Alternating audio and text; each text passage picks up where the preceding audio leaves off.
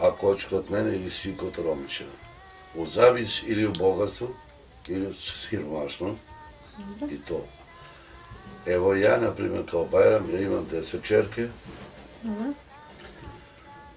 7 čerki imam van u inostranstvu, 3 imam ovde.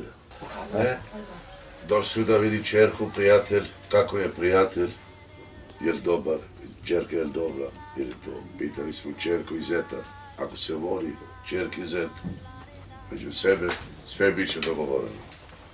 Ima ljudi što uzimaju, pa ima ljudi što ne uzimaju, pa...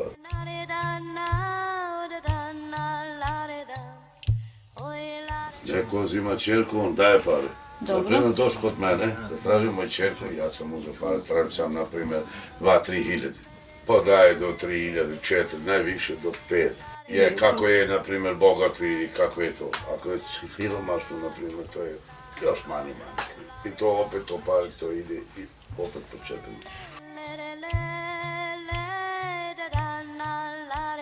Naprimjer, od 18 godina pa dalje, 18 godina, 20 godina, do 25. Ispod 18 godine, možda da ima i 15 godina. Ako je mlada, treba da se nauči mlada, treba da se to, ne znam, mlada, na primjer, da pravi, da jede, da pije, da metluje i to i sve. Slušaj, kod nas je običaj teško. Mi, ja da dajem čerku na taj mjesto ima da umre. Neka ima 1000 problema, ja to sve završim, sam, za moj prijatelj. Ne treba da čuje onaj. Ja među prijateljima, na primjer, sve napravimo to. Slušaj sad, na primjer, svako porodica, romska porodica, taj ili snav, ili čerka, ili što god bilo, to treba da ide dobro kući, da se sluša jednog drugoga, kad imamo, kad nemamo. Glavno da ne bude svađa, da ne bude tuča, da ne bude neki, razumiješ, problem neki drugi.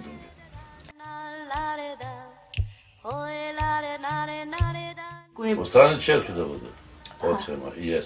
Ako nije čerka u redu, kako možeš da budeš u njegovu stranu? Možda hoće da bude zet dobro, i neće da bude čerka baš u redu. Kako hoćeš da ga pomažeš? Ako je kriv čerka treba da ga pomažeš da se pomiri. Ako je zet treba da se pomiri, to se zna. Slušaj, ako nije on dobar, ako je, na primjer, gola, bosa, tuču i to, normalno mora da se vrati kući čerkama.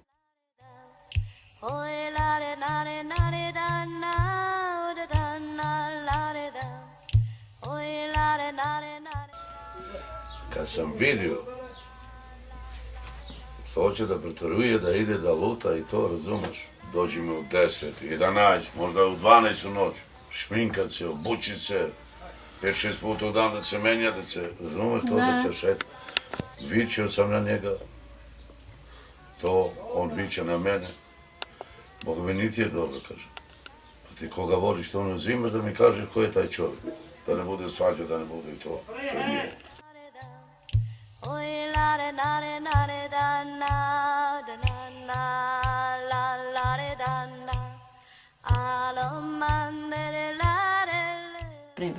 Još imaju strah. Kako da je sve braća i sestre, i sna i sve imat mene strah. Od nikoga ne.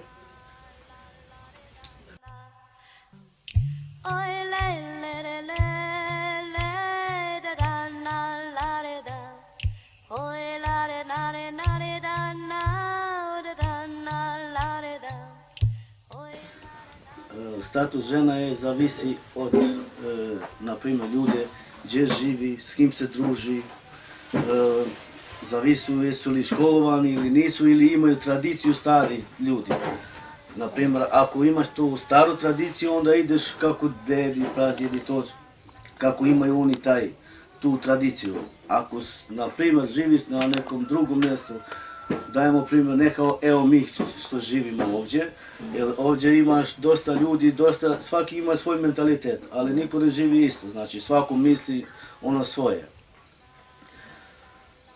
Naprimjer, ako ste školovani ljudi, onda je drugčije, ako ste, naprimjer, neškolovani, onda ide preko starom zakona, a stari zakon je, naprimjer, ako moj deda, naprimjer, uzeo ženu koja nije iste, naprimjer, Egipćanka ili što znam ja, onda bilo bi tu problema.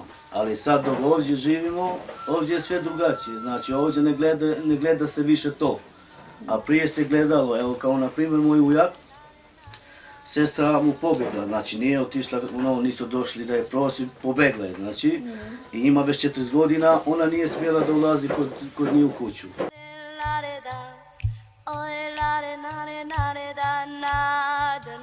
A normalno, postoji ugovor, na primjer, ako...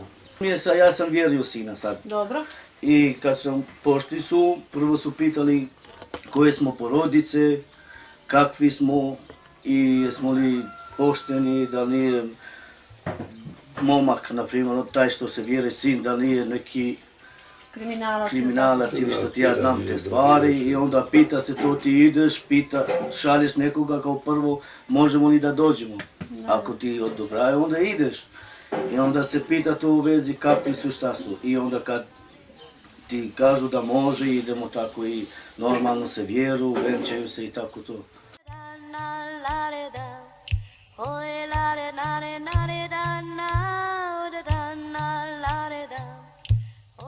Tu se najviše pita mladi. Vide se, na primjer, kad mi idemo to, kad nam odobraju, idemo da je prosimo i onda oni izlažu u grad, u pići ili nešto da šetaju ili možda tu kuću, drugu sobu, sedu, oni sami pričaju i tako se upoznaju. Pa može biti i da ne bude do vjere. Jer to ako ti uzimaš, na primjer, za sina jednu ženu koju njemu se ne sviđa se, ako ne danas, sutra, prek sutra imat će problema. Znači vi ste mi to kao na silu dali da se oženim s njom i onda to nije dobro.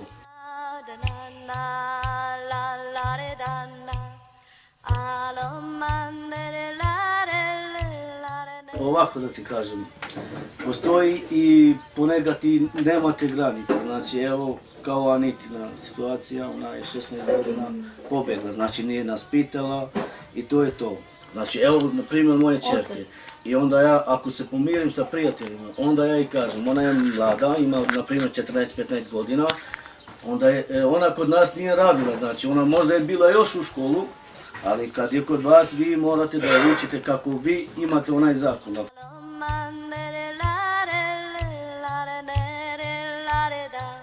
Primjer, ako normalno uzimaš pare, što znam, i jest da je tvoja čerka kriva, na primjer moja čerka je kriva, ja sam uzeo para i onda sad ima problema. To je problem do moje čerke, znači ona neće, onda moraš da vratiš to što si uzeo.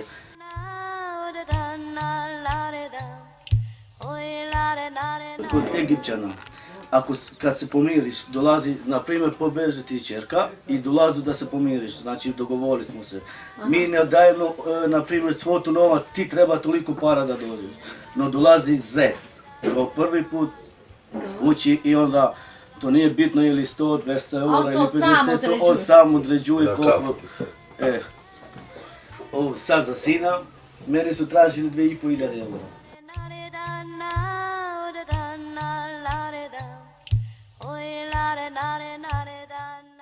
To je najbolja stvar.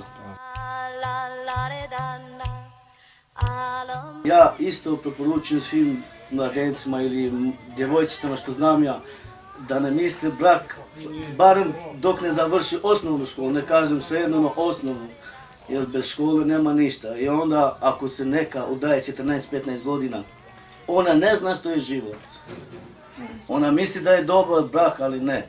Ja sam rekao svojoj čerku, vidiš ti meni i svoju majku, jeste, pa evo gledaj nas kako je brak, pa i ti možeš onda da se udaš.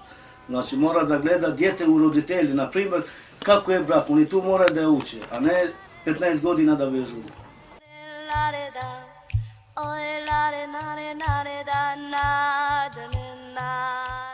Više su majke odgovorne, zato su očevi uvijek radu i nisu u kući. a majka je uvijek s njima. To sve što nijedno dete, mislim, jer djevojčice više su s majkom u odnosu i sve što imaju oni kažu majci. I onda tu je majka malo više reaguje Odgovorna. i ona mora da odgovori za to. A očevi što su odgovorni?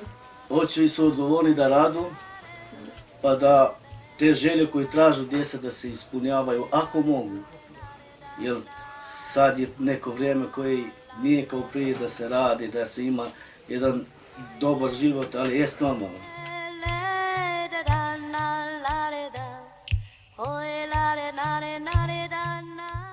Ja sad, na primjer, kod nas, Dobro? kod Egipta, Egipćani. kod nas je običaj da dam, na primjer, čerke. Dobro. Mi uzmem pare malo. Koliko para? Na primjer, 1000 euro da pravimo svadbu. Pravite svadbu.